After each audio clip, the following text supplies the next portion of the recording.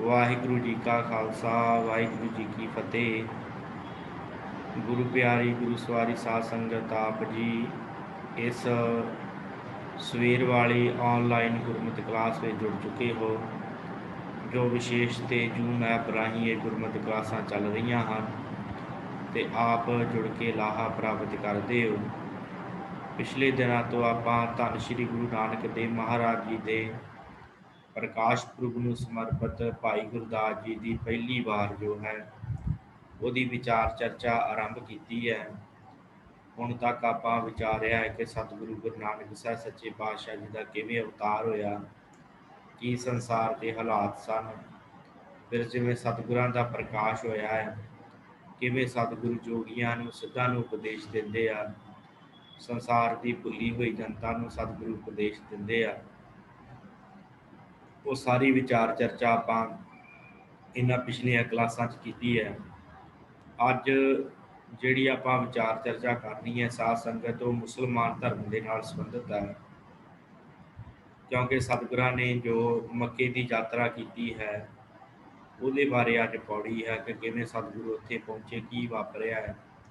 सारा घटनाक्रम भाई गुरदास जी ने अपनी इस पौड़ी के अंदर लिखिया है।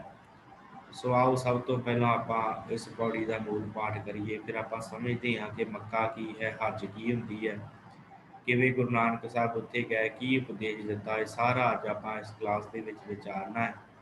सो आप जिन्नी भी संगत जुड़ चुके हो सब संगत का धन्यवाद। आओ आप इस क्लास की आरंभता करिए। मैं सब तो पहला आप जी के नाल अज की जो पौड़ी है वो शेयर कर देवां, उपरंत फिर आप विचार चर्चा आरंभ करते हैं। आप जी की स्क्रीन उपर है साध संगत ये पौड़ी जो अज आप विचारनी है, 32वीं पौड़ी है।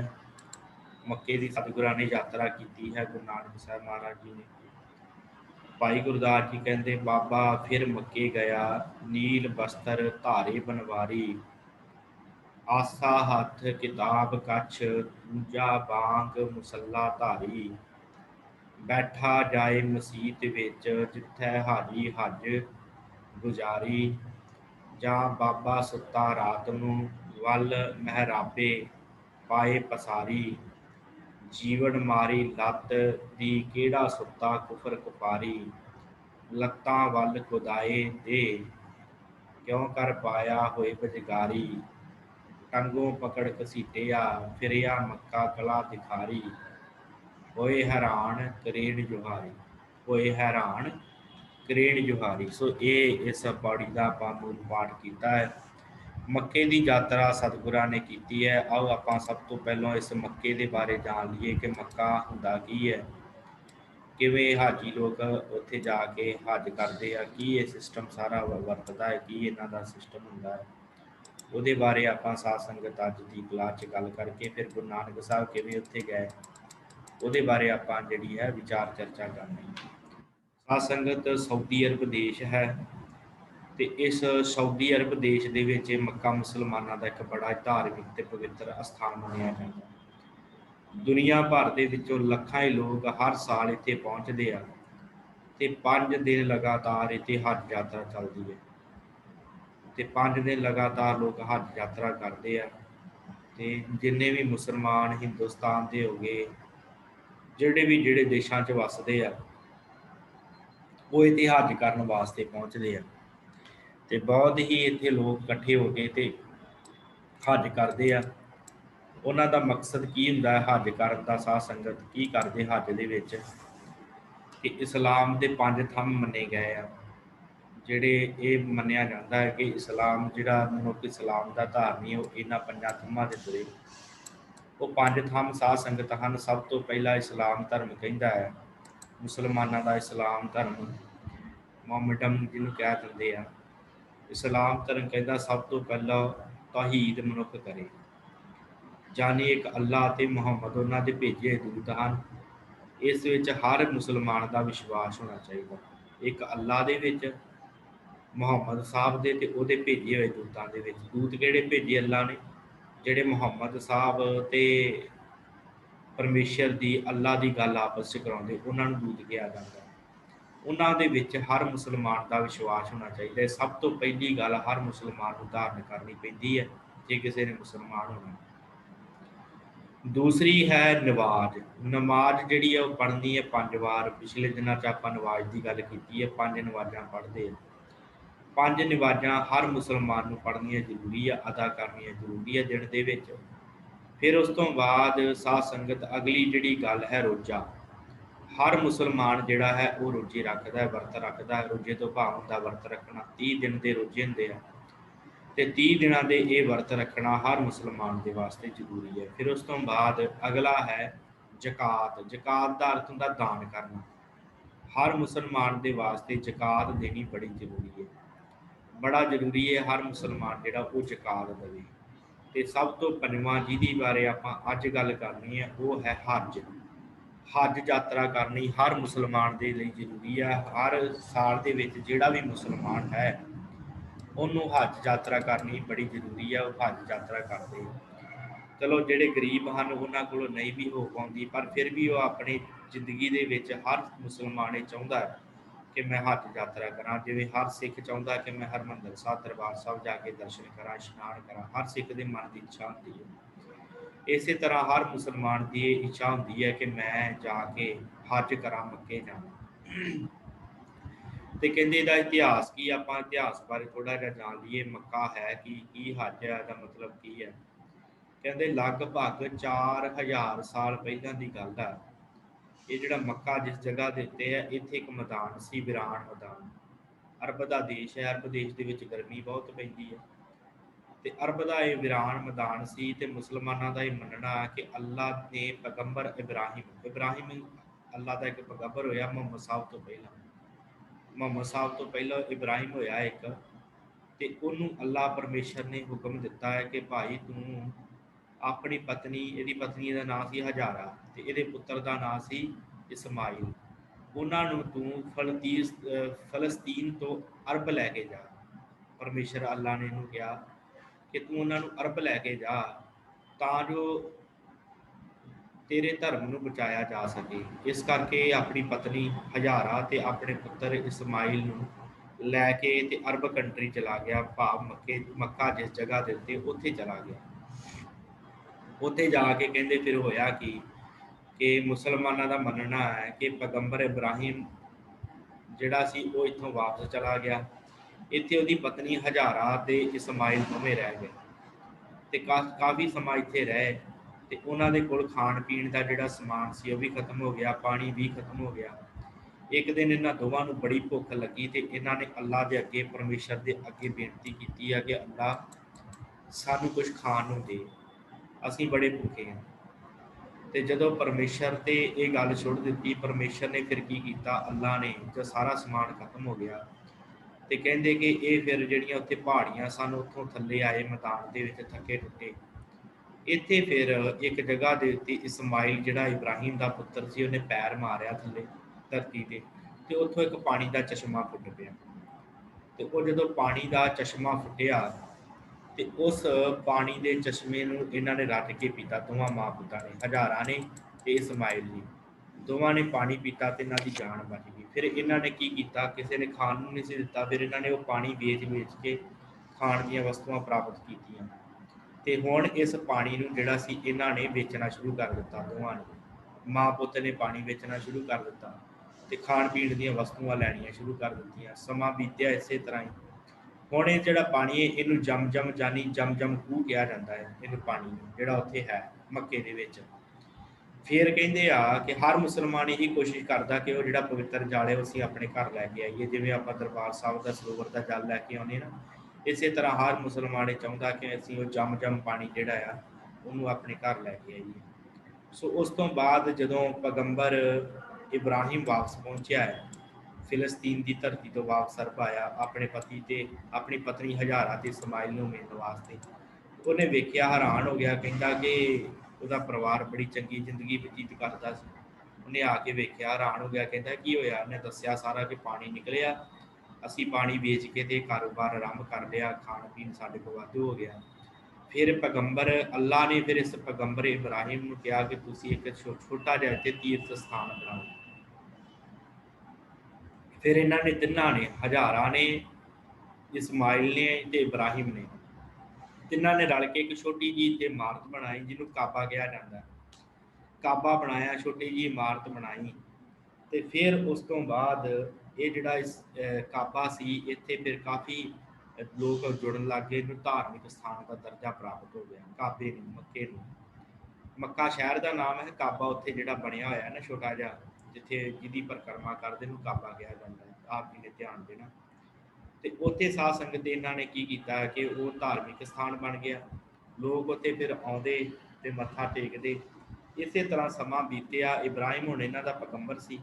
ਉਹਦੇ ਨਾਮ ਦੇ ਉੱਤੇ ਫਿਰ ਇੱਥੇ ਲੋਕ ਪਖੰਡ ਕਰਨੇ ਸ਼ੁਰੂ ਕਰ ਦਿੱਤੇ ਲੋਕਾਂ ਨੇ। ਹੌਲੀ ਹੌਲੀ ਇੱਥੇ ਬਹੁਤ ਦੇਰ ਬਾਅਦ ਮੂਰਤੀ ਪੂਜਾ ਹੋਣੀ ਆਰੰਭ ਹੋ ਗਈ। ਇਸਲਾਮ ਮੂਰਤੀ ਪੂਜਾ 'ਚ ਜਿਹੜਾ ਵਿਸ਼ਵਾਸ ਨਹੀਂ ਰੱਖਦਾ, ਤੇ ਉਸ ਸਮੇਂ ਇੱਥੇ ਫਿਰ ਮੂਰਤੀ ਪੂਜਾ ਸ਼ੁਰੂ ਹੋ ਗਈ ਇਬਰਾਹਿਮ ਤੋਂ ਬਾਅਦ। ਫਿਰ ਉਸ ਤੋਂ ਬਾਅਦ ਮੁਸਲਮਾਨਾਂ ਦਾ ਮੰਨਣਾ ਕਿ ਜਦੋਂ ਮੁਹੰਮਦ ਸਾਹਿਬ, ਹਜ਼ਰਤ ਮੁਹੰਮਦ ਸਾਹਿਬ ਆਏ ਆ, ਇਹ ਇਸਲਾਮ ਦੇ ਆਖਰੀ ਪੈਗੰਬਰ ਹੋਏ ਆ ਮੁਹੰਮਦ ਸਾਹਿਬ।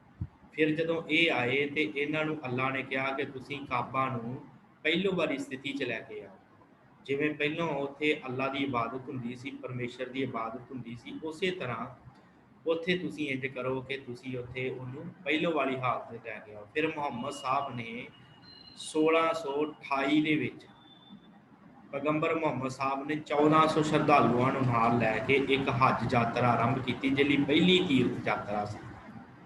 ਹੱਜ ਯਾਤਰਾ ਨੂੰ ਕਿਹਾ ਜਾਂਦਾ। ਪਹਿਲੀ ਤੀਰਥ ਯਾਤਰਾ ਆਰੰਭ ਕੀਤੀ ਤੇ ਫਿਰ ਜਾ ਕੇ ਇਹਨਾਂ ਨੇ ਉੱਥੇ ਪਹਿਲੋਂ ਦੀ ਵਾਂਗ ਮੂਰਤੀਆਂ ਤੋੜ ਦਿੱਤੀਆਂ, ਸਾਰਾ ਕੁਝ ਖਤਮ ਕਰ ਦਿੱਤਾ। ਫਿਰ ਉੱਥੇ ਜਾ ਕੇ ਇਹਨਾਂ ਨੇ ਜਿਹੜਾ ਸੀ ਇੱਕ ਅੱਲਾ ਦੀ ਇਬਾਦਤ ਨੂੰ ਜਿਹੜਾ ਸੀ ਉਹ ਵੱਡੇ ਪੱਧਰ ਤੇ ਪ੍ਰਚਾਰਿਆ ਕਿ ਇੱਥੇ ਹੁਣ ਅੱਲਾ ਦਾ ਵਾਸ ਹੈ। ਫਿਰ ਇਸ ਤੋਂ ਬਾਅਦ ਇਸ ਜਗ੍ਹਾ ਦੇ ਉੱਤੇ ਮੁਹੰਮਦ ਸਾਹਿਬ ਨੇ ਜਿਹੜਾ ਸੀ ਉਹ ਪਰਮੇਸ਼ਰ ਦੀ ਇਬਾਦਤ ਕਰਨ ਦਾ ਰਾਹ ਤੋਰਿਆ। ਤੇ ਹੁਣ ਉਸੇ ਹੀ ਰੀਤ ਨੂੰ ਦਿਖਾਉਣ ਵਾਸਤੇ ਜਿਹੜੇ ਇਹ ਹਾਜੀ ਲੋਕ ਹਨ, ਮੁਸਲਮਾਨ ਲੋਕ ਹਨ, ਹੱਜ ਕਰਦੇ। ਹੱਜ ਤੋਂ ਭਾਵ ਹੁੰਦਾ ਤੀਰਥ ਯਾਤਰਾ। ਜਿਵੇਂ ਆਪਾਂ ਤੀਰਥ ਯਾਤਰਾ ਕਹਿ ਦਿੰਦੇ, ਹੱਜ ਕਹਿ ਦਿੰਦੇ ਆ। ਹੱਜ ਕਰਦੇ, ਹਿਜਰਤ ਕਰਦੇ ਆ, ਚੱਲਦੇ ਉੱਥੇ ਜਾ ਕੇ ਨਮਸਕਾਰ ਕਰਦੇ ਆ। ਤੇ ਉੱਥੇ ਫਿਰ ਦੁਨੀਆ ਦੇ ਦੂਰੋਂ ਦੂਰੋਂ ਜਿੰਨੇ ਵੀ ਧਾਰਮਿਕ ਕੋਈ ਵੀ ਮਨੁੱਖ ਆ, ਉਹ ਇੱਥੇ ਪਹੁੰਚ ਕੇ ਹੱਜ ਕਰਕੇ ਆਪਣੇ ਜੀਵਨ ਨੂੰ ਪਵਿੱਤਰ ਕਰਦਾ ਇਸ ਜਗ੍ਹਾ ਦੇ ਉੱਤੇ। ਤੇ ਇਸ ਤੋਂ ਬਾਅਦ ਇੱਥੇ ਕਰਦੇ ਕੀ ਆ ਇਹ ਮੁਸਲਮਾਨ ਲੋਕ, ਆਪਾਂ ਵੀ ਥੋੜ੍ਹਾ ਜਿਹਾ ਵਿਚਾਰ ਲਈਏ ਹੱਜ ਕਿਵੇਂ ਕਰਦੇ ਆ। ਕਹਿੰਦੇ ਪਹਿਲੋਂ ਇਹ ਜਾ ਕੇ ਬੱਸਾਂ ਤੋਂ ਉਤਰਦੇ ਉੱਥੇ, ਤੇ ਇੱਕ ਵਿਸ਼ੇਸ਼ ਤਰ੍ਹਾਂ ਦਾ ਜਿਹੜਾ ਆ ਇੱਕ ਥਾਂ ਹੁੰਦੀ ਆ, ਮੱਕਾ ਤੋਂ 8 ਕਿਲੋਮੀਟਰ ਦਾ ਜਿਹੜਾ ਘੇਰਾ ਹੁੰਦਾ ਤੇ ਇੱਕ ਵਿਸ਼ੇਸ਼ ਥਾਂ ਬਣੀ ਹੁੰਦੀ ਹੈ, ਉਹਨੂੰ ਕਿਹਾ ਜਾਂਦਾ ਮੀਕਾਤ। ਉਸ ਜਗ੍ਹਾ ਦੇ ਉੱਤੇ ਜਾਂਦੇ ਆ ਤੇ ਉੱਥੇ ਫਿਰ ਇੱਕ ਵਿਸ਼ੇਸ਼ ਤਰ੍ਹਾਂ ਦਾ ਕੱਪੜਾ ਪਹਿਨਦੇ ਆ ਆਪਣੇ ਸਰੀਰ ਦੇ ਉੱਤੇ। ਜਿਹੜੇ ਮੁਸਲਮਾਨ ਮਨੁੱਖ ਹੁੰਦੇ ਆ, ਜਿਹੜੇ ਮੁਸਲਮਾਨ ਆਦਮੀ ਹੁੰਦੇ ਆ, ਉਹ ਇੱਕ ਖਾਸ ਤਰ੍ਹਾਂ ਦਾ ਕੱਪੜਾ ਪਹਿਨਦੇ, ਉਹਨੂੰ ਕਿਹਾ ਜਾਂਦਾ ਅਹਿਰਾਮ। ਇਹ ਜਿਹੜਾ ਅਹਿਰਾਮ ਕੱਪੜਾ ਹੈ, ਇਸ ਕੱਪੜੇ ਨੂੰ ਕਿਸੇ ਤਰ੍ਹਾਂ ਦੀ ਕੋਈ ਸੀਮ ਨਹੀਂ ਲੱਗੀ ਹੁੰਦੀ। ਔਰਤ ਨੂੰ ਕੋਈ ਵੀ ਮਨਾਹੀ ਨਹੀਂ, ਉਹ ਜਿਸ ਤਰ੍ਹਾਂ ਦਾ ਮਰਜ਼ੀ ਕੱਪੜਾ ਪਹਿਨ ਲਵੇ। ਔਰਤ ਆਪਣੀ ਮਰਜ਼ੀ ਦਾ ਕੱਪੜਾ ਪਹਿਨ ਸਕਦੀ, ਪਰ ਮਰਦ ਨੂੰ ਇਹ ਗੱਲ ਹੈ ਕਿ ਮਰਦ ਜਿਹੜਾ ਹੈ ਉਹ ਇੱਕ ਅਣਸੀਤਾ ਹੋਇਆ ਕੱਪੜਾ, ਜਿਹਨੂੰ ਇਹ ਕਹਿੰਦੇ ਅਹਿਰਾਮ, ਉਹ ਪਹਿਨਦੇ ਆ। ਫਿਰ ਉਸ ਤੋਂ ਬਾਅਦ ਇਹ ਉਸ ਅਹਿਰਾਮ ਨੂੰ ਪਹਿਨ ਕੇ ਤੇ ਫਿਰ ਇਹ ਤੀਰਥ ਯਾਤਰਾ ਕਰਦੇ। ਤੀਰਥ ਯਾਤਰੀਆਂ ਵਾਸਤੇ ਜਿਹੜਾ ਇਹ ਹਦਾਇਤਾਂ ਹੁੰਦੀਆਂ, ਉਹ ਕਿਹੜੀ ਹਦਾਇਤਾਂ ਹੱਜ ਯਾਤਰੀ ਵਾਸਤੇ? ਸਭ ਤੋਂ ਪਹਿਲੀ ਜਿਹੜੀ ਹਦਾਇਤ ਆ ਕਿ ਇਸ ਹੱਜ ਯਾਤਰਾ ਦੇ ਦੌਰਾਨ ਪਤੀ ਪਤਨੀ ਨੇ ਸਰੀਰਕ ਸੰਬੰਧ ਨਹੀਂ ਬਣਾਉਣੇ ਹੁੰਦੇ। ਫਿਰ ਉਸ ਤੋਂ ਬਾਅਦ ਆਪਣੇ ਵਾਲ ਤੇ ਨਹੁੰ ਉਹਨਾਂ ਨੇ ਨਹੀਂ ਕੱਟਣੇ ਹੁੰਦੇ। ਫਿਰ ਕਿਸੇ ਤਰ੍ਹਾਂ ਦਾ ਕੋਈ ਪਰਫਿਊਮ, ਕਿਸੇ ਤਰ੍ਹਾਂ ਦਾ ਕੋਈ ਖੁਸ਼ਬੂਦਾਰ ਸੈਂਟ ਵਗੈਰਾ ਆਪਣੇ ਸਰੀਰ ਤੇ ਨਹੀਂ ਲਗਾਉਣਾ ਹੁੰਦਾ। ਤੇ ਫਿਰ ਕਿਸੇ ਵੀ ਤਰ੍ਹਾਂ ਦੀ ਲੜਾਈ ਝਗੜੇ ਤੋਂ ਇਹਨਾਂ ਨੇ ਪਰਹੇਜ਼ ਕਰਨਾ ਹੁੰਦਾ, ਤੇ ਕਿਸੇ ਜੀਵ ਦੀ ਹੱਤਿਆ ਕਰਨ ਤੋਂ ਬਚਣਾ ਹੁੰਦਾ। ਇਹ ਕੰਮ ਇਹਨਾਂ ਨੇ ਨਹੀਂ ਕਰਨਾ ਹੁੰਦਾ। ਫਿਰ ਉਸ ਤੋਂ ਬਾਅਦ ਇਹ ਸਾਰੇ ਹੀ ਮੱਕੇ ਪਹੁੰਚਦੇ ਆ ਮੁਸਲਮਾਨ ਸਾਰੇ ਪਾਸੇ, ਭਾਵੇਂ ਛੋਟੀ ਉਮਰ ਦਾ ਮੁਸਲਮਾਨ ਹੈ, ਭਾਵੇਂ ਵੱਡਾ ਹੈ, ਕੋਈ ਵੀ ਹੈ, ਉਹ ਵਿਸ਼ੇਸ਼ ਤੌਰ ਦੇ ਉੱਤੇ ਹੱਜ ਯਾਤਰਾ ਕਰਨ ਵਾਸਤੇ ਹਰ ਸਾਲ ਇੱਥੇ ਪਹੁੰਚਦੇ ਆ। ਤੇ ਫਿਰ ਇਹ ਪਾ ਕੇ ਜਿਹੜੇ ਕਰਦੇ ਉਮਰਾ ਕਰਦੇ ਉੱਥੇ, ਫਿਰ ਇਹ ਸਾਰੇ ਕੱਪੜੇ ਪਾ ਕੇ ਇੱਥੋਂ ਇਹ ਹੱਜ ਯਾਤਰਾ ਦੀ ਜਿੱਥੋਂ ਸ਼ੁਰੂਆਤ ਹੋਣੀ ਹੁੰਦੀ ਹੈ ਉਹਨੂੰ ਕਿਹਾ ਜਾਂਦਾ ਹਿੱਲ ਜਿਲ, ਹਿੱਲ ਹਿੱਜ਼ ਕਿਹਾ ਜਾਂਦਾ। 8 ਤਰੀਕ ਨੂੰ ਇੱਥੋਂ ਜਿਹੜੀ ਮੱਕੇ ਨੂੰ ਕਰੀਬ 12 ਕਿਲੋਮੀਟਰ ਦੂਰ ਹੈ ਮੀਨਾ ਸ਼ਹਿਰ, ਉੱਥੋਂ ਜਿਹੜੇ ਆ ਇਹ ਸਾਰੇ ਹੱਜ ਯਾਤਰਾ ਆਰੰਭ ਕਰਦੇ ਆ। ਇਹ ਜਿੰਨੇ ਵੀ ਮੁਸਲਮਾਨ ਆ ਹੱਜ ਯਾਤਰੀ, ਉੱਥੋਂ ਫਿਰ ਆਰੰਭ ਕਰਦੇ ਹੱਜ ਯਾਤਰਾ ਅਰਾਫਾਤ ਦੇ ਮੈਦਾਨ ਜਿਨ੍ਹਾਂ ਨੂੰ ਕਿਹਾ ਜਾਂਦਾ, ਉਹਦੇ ਵਿੱਚੋਂ ਦੀ ਲੰਘਦੇ ਆ। ਉੱਥੇ ਫਿਰ ਅੱਲਾ ਦੇ ਕੋਲੋਂ ਆਪਣੇ ਗੁਨਾਹਾਂ ਦੀ ਮਾਫੀ ਮੰਗਦੇ ਆ ਕਿ ਅੱਲਾ ਸਾਨੂੰ ਮਾਫ ਕਰ ਦੇ, ਗੁਨਾਹਾਂ ਦੀ ਮਾਫੀ ਮੰਗਦੇ ਆ। ਫਿਰ ਉੱਥੋਂ ਤੁਰਦੇ ਤੁਰਦੇ ਅਗਲਾ ਸ਼ਹਿਰ ਆਉਂਦਾ ਹੈ ਮੁਜ਼ਦਫਲਾ ਸ਼ਹਿਰ। ਇੱਥੇ ਪਹੁੰਚ ਕੇ ਅਗਲੇ ਦਿਨ ਨੂੰ ਇਹ ਫਿਰ ਬੀਨਾ ਸ਼ਹਿਰ ਵਾਪਸ ਆ ਜਾਂਦੇ ਆ। ਉੱਥੋਂ ਫਿਰ ਇੱਕ ਜਗ੍ਹਾ ਹੁੰਦੀ ਆ ਜਿੱਥੇ ਇੱਕ ਇਹਨਾਂ ਨੇ ਸਥਾਨ ਮਿਥਿਆ ਹੁੰਦਾ ਹੈ, ਜਿੱਥੇ ਕਹਿੰਦੇ ਸ਼ੈਤਾਨ ਦਾ ਵਾਸਾ ਹੈ। ਉਸ ਜਗ੍ਹਾ ਦੇ ਉੱਤੇ ਪੱਥਰ ਮਾਰਦੇ ਆ। ਉਸ ਸ਼ੈਤਾਨ ਦਾ ਨਾਮ ਕਹਿੰਦੇ ਜਮਾਰਾਤ ਆ। ਉਸ ਜਮਾਰਾਤ ਨਾਂ ਦੇ ਸ਼ੈਤਾਨ ਨੂੰ ਇਹ ਸਾਰੇ ਮਾਰਦੇ ਆ। ਕਈ ਵਾਰੀ ਕਹਿੰਦੇ ਉਹ ਰੋੜਿਆਂ ਦੇ ਨਾਲ ਇਹ ਆਪ ਵੀ ਮਰ ਜਾਂਦੇ, ਕਈਆਂ ਦੇ ਰੋੜੇ ਵੱਜ ਜਾਂਦੇ ਸਿਰ 'ਚ। ਤੇ ਉੱਥੇ ਰੋੜੇ ਮਾਰਦੇ ਆ। ਸ਼ੈਤਾਨ ਨੂੰ ਮਾਰਨ ਤੋਂ ਬਾਅਦ ਫਿਰ ਕਈ ਜਿਹੜੇ ਆ ਉਹ ਬੱਕਰੇ ਦੀ ਜਾਂ ਭੇਡ ਦੀ ਬਲੀ ਦਿੰਦੇ ਆ, ਕੁਰਬਾਨੀ ਦਿੰਦੇ ਆ। ਤੇ ਮਰਦ ਜਿਹੜੇ ਹੁੰਦੇ ਆ ਉਹ ਆਪਣਾ ਸਿਰ ਮਨਵਾ ਲੈਂਦੇ ਆ। ਔਰਤਾਂ ਜਿਹੜੀਆਂ ਉਹ ਵੀ ਆਪਣੇ ਸਿਰ ਦਾ ਕੁਛ ਥੋੜੇ ਜਿਹੇ ਵਾਲ ਕੱਟ ਲੈਂਦੀਆਂ, ਸਾਰਾ ਸਿਰ ਨਹੀਂ ਮਨਵਾਉਂਦੀਆਂ। ਤੇ ਮਰਦ ਜਿਹੜਾ ਉਹ ਆਪਣਾ ਸਾਰਾ ਸਿਰ ਮਨਵਾ ਲੈਂਦੇ ਆ। ਫਿਰ ਉਸ ਤੋਂ ਬਾਅਦ ਇਹ ਹੱਜ ਯਾਤਰੀ ਮੱਕੇ ਪਹੁੰਚਦੇ ਆ। ਇੱਥੇ ਫਿਰ ਕਾਬੇ ਦੇ 7 ਚੱਕਰ ਲਾਉਂਦੇ ਆ। ਤੇ 7 ਚੱਕਰ ਲਾਉਂਦੇ, ਇਹਨੂੰ ਕਿਹਾ ਜਾਂਦਾ ਤਵਾਫ।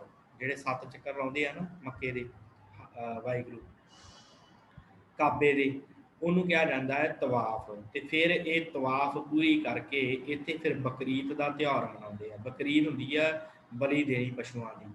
ਜਿਵੇਂ ਆਪਾਂ ਉਸ ਦਿਨ ਪੜ੍ਹਿਆ ਸੀ ਕਿ ਜਦੋਂ ਇਸਮਾਈਲ ਦੀ ਬਲੀ ਦੇਣ ਲੱਗਾ ਸੀ ਇਬਰਾਹਿਮ ਆਪਣੇ ਪੁੱਤਰ ਦੀ, ਤੇ ਇਹਨੇ ਕਿਹਾ ਮੈਨੂੰ ਸੁਪਨਾ ਆਇਆ, ਇਹਨੇ ਆਪਣੇ ਪੁੱਤਰ ਦੀ ਬਲੀ ਦੇਣ ਲੱਗਾ ਤੇ ਅੱਲਾ ਨੇ ਕਿਹਾ ਕਿ ਮੈਂ ਤਾਂ ਤੇਰੀ ਪ੍ਰੀਖਿਆ ਹੀ ਲੈਣੀ ਸੀ। ਤੇ ਉਸ ਜਗ੍ਹਾ ਦੇ ਉੱਤੇ ਫਿਰ ਇਹ ਭੇਡ ਦਾ ਬੱਕਰਾ, ਮੇਮਣੇ ਦਾ ਬੱਕਰਾ ਬਣ ਗਿਆ। ਫਿਰ ਉਸ ਤੋਂ ਬਾਅਦ ਉਹਦੀ ਕੁਰਬਾਨੀ ਦਿੱਤੀ। ਉਹਦੀ ਖੁਸ਼ੀ ਦੇ ਵਿੱਚ ਫਿਰ ਇਹ ਬਕਰੀਦ ਦਾ ਦਿਨ ਉੱਥੇ ਮਨਾਉਂਦੇ ਆ। ਉੱਥੇ ਫਿਰ ਇਹ ਕੁਰਬਾਨੀ ਦਿੰਦੇ ਆ। ਤੇ ਫਿਰ ਕੁਰਬਾਨੀ ਦੇ ਕੇ ਉਸ ਤੋਂ ਬਾਅਦ ਇਹ ਉੱਥੋਂ ਵਾਪਸ ਆ ਜਾਂਦੇ। 5 ਦਿਨ ਲਗਾਤਾਰ ਇਹ ਕੰਮ ਚੱਲਦਾ ਕਾਬੇ ਦਾ। ਉੱਥੇ ਲਗਾਤਾਰ ਹੱਜ ਯਾਤਰਾ ਨੂੰ ਸੰਪੂਰਨ ਕਰਕੇ ਤੇ ਫਿਰ ਇਹ ਆਪਣੇ ਆਪਣੇ ਦੇਸ਼ਾਂ ਨੂੰ ਵਾਪਸ ਪਰਤ ਜਾਂਦੇ ਆ। ਤੇ ਇੱਥੋਂ ਫਿਰ ਥੋੜ੍ਹਾ ਦੂਰ ਮਦੀਨਾ ਸ਼ਹਿਰ ਪੈਂਦਾ। ਮਦੀਨਾ ਜਿੱਥੋਂ ਮੁਹੰਮਦ ਸਾਹਿਬ ਨੇ ਇਹ ਹੱਜ ਯਾਤਰਾ ਸ਼ੁਰੂ ਕੀਤੀ ਸੀ, ਉਹ ਮਦੀਨਾ ਸ਼ਹਿਰ ਇੱਥੋਂ ਥੋੜ੍ਹਾ ਦੂਰ ਪੈਂਦਾ, 450 ਕਿਲੋਮੀਟਰ ਦੇ ਕਰੀਬ। ਉਸ ਜਗ੍ਹਾ ਦੇ ਉੱਤੇ ਮੁਹੰਮਦ ਸਾਹਿਬ ਨੇ ਆਪਣੇ ਹੱਥੀਂ ਇੱਕ ਜਿਹੜੀ ਆ ਉਹ ਬਣਾਈ ਆ, ਮਸਜਿਦ ਬਣਾਈ ਆ। ਤੇ ਉਹਦਾ ਕੋਈ ਹੱਜ ਦੇ ਨਾਲ ਸੰਬੰਧ ਨਹੀਂ ਆ, ਪਰ ਇਹ ਜਿਹੜੇ ਜਾਂਦੇ ਆ ਤੇ ਉਸ ਜਗ੍ਹਾ ਨੂੰ ਮੁਹੰਮਦ ਸਾਹਿਬ ਦੇ ਨਾਲ ਸੰਬੰਧਿਤ ਜਾਣ ਕੇ ਉਸ ਜਗ੍ਹਾ ਤੇ ਵੀ ਨਮਸਕਾਰ ਕਰਦੇ, ਉਸ ਜਗ੍ਹਾ ਤੇ ਵੀ ਨਮਾਜ਼ ਪੜ੍ਹਦੇ ਆ। ਇਸ ਤਰ੍ਹਾਂ ਉੱਥੋਂ ਨਮਾਜ਼ ਪੜ੍ਹਨ ਤੋਂ ਬਾਅਦ ਇਹ ਸਾਰੇ ਆਪਣੇ ਆਪਣੇ ਦੇਸ਼ਾਂ ਨੂੰ ਵਾਪਸ ਪਰਤ ਜਾਂਦੇ ਆ। ਤੇ ਇਸ ਤਰ੍ਹਾਂ ਇਹ ਸਾਰੀ ਪ੍ਰਕਿਰਿਆ ਜਿਹੜੀ ਹੱਜ ਦੀ ਸੰਪੂਰਨ ਹੁੰਦੀ ਆ।